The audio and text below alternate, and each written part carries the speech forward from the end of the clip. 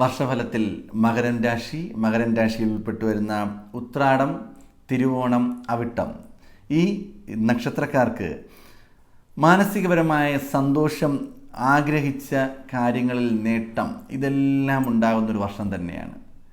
നിങ്ങളുടെ മനസ്സിന് സന്തോഷമുള്ള കാര്യങ്ങൾ നടക്കുന്നു, നിങ്ങൾ ആഗ്രഹിച്ചതെല്ലാം നേടിയെടുക്കുവാൻ സാധിക്കുന്നു, സ്വപ്നം കണ്ടൊരു ജീവിതം നേടിയെടുക്കുവാൻ സാധിക്കുന്ന ഒരു വർഷം തന്നെയാണ്.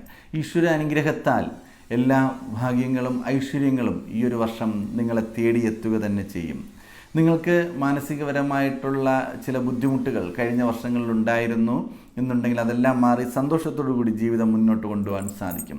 എന്നാൽ രാഷ്ട്രീയ സാമൂഹിക രംഗങ്ങളിൽ പ്രവർത്തിക്കുന്ന വ്യക്തികൾ വളരെയധികം സൂക്ഷിക്കുക. നിങ്ങൾക്ക് ചെറിയ രീതിയിലുള്ള പ്രശ്നങ്ങൾ, അതായത് നെഗറ്റീവായ അനുഭവങ്ങൾ ജീവിതത്തിൽ വരുവാൻ സാധ്യത കൂടുതലാണ്. കൂടാതെ മറ്റുള്ളവരെ സഹായിക്കുന്ന കാര്യങ്ങളിൽ ഒരു ചെറിയ നിയന്ത്രണം വയ്ക്കേണ്ടത് നല്ലതാണ്. ജാമ്യം നിൽക്കുക, മധ്യസ്ഥത പറയുക, ഈ കോടതി കാര്യങ്ങൾ, കൂടാതെ മറ്റു വഴക്കുകൾ, ഇതിലെല്ലാം കയറി ഇടപെടുകയും അല്ലെങ്കിൽ ഇതിൽ കയറി നമ്മളുടെ ഒരു സാന്നിധ്യം കാണിക്കുകയും ചെയ്തു കഴിഞ്ഞാൽ തിരിച്ച് നമുക്ക് തന്നെ അത് ബുദ്ധിമുട്ടായിട്ട് വരാൻ സാധ്യതയുണ്ട്. ധനം നൽകേണ്ട ഒരു കരാറുകൾ അല്ലെങ്കിൽ ധനപരമായ കാര്യങ്ങൾ കൈകാര്യം ചെയ്യുമ്പോൾ വളരെയധികം ഇങ്ങനെ ഒരു കരാറുകൾ എല്ലാം നിങ്ങൾ എഴുതി പിടിപ്പിക്കുമ്പോൾ നിങ്ങൾക്ക് ഭാവിയിൽ അതൊരു പ്രശ്നമുണ്ടാകാത്ത രീതിയിലായിരിക്കണം ചെയ്യാൻ. എല്ലാ കാര്യങ്ങളും വിചാരിച്ചതുപോലെ നടക്കും എന്നുള്ള പ്രതീക്ഷയിൽ അവസാനം വരെ പോകുമ്പോൾ ചെറിയൊരു തടസ്സം വന്നതിന് ശേഷം മാത്രമേ വിജയത്തിലെത്തിച്ചേരുവാൻ സാധിക്കുകയുള്ളൂ. അപ്പോൾ നമുക്ക് പൂർത്തീകരിക്കാൻ പറ്റാത്തൊരു തടസ്സം വരുമ്പോൾ അവിടെ വെച്ച് ഉപേക്ഷിക്കാതെ ആ കാര്യം വിജയിക്കണം എന്ന് കരുതി വീണ്ടും പ്രവർത്തിക്കാത്ത തടസ്സങ്ങൾ വരുവാൻ സാധ്യത വളരെ കൂടുതലായി കാണുന്നുണ്ട്. കർമ്മരംഗത്ത് സ്ഥാനമാറ്റം, പക്ഷേ നിങ്ങൾ ആഗ്രഹിക്കുന്ന സ്ഥലത്തായിരിക്കും സ്ഥാനമാറ്റം കിട്ടുന്നത്. സ്ഥലം മാറുന്നതോടുകൂടി നമുക്ക് സന്തോഷകരമായൊരു ജീവിതം ഉണ്ടാകാൻ സാധിക്കും.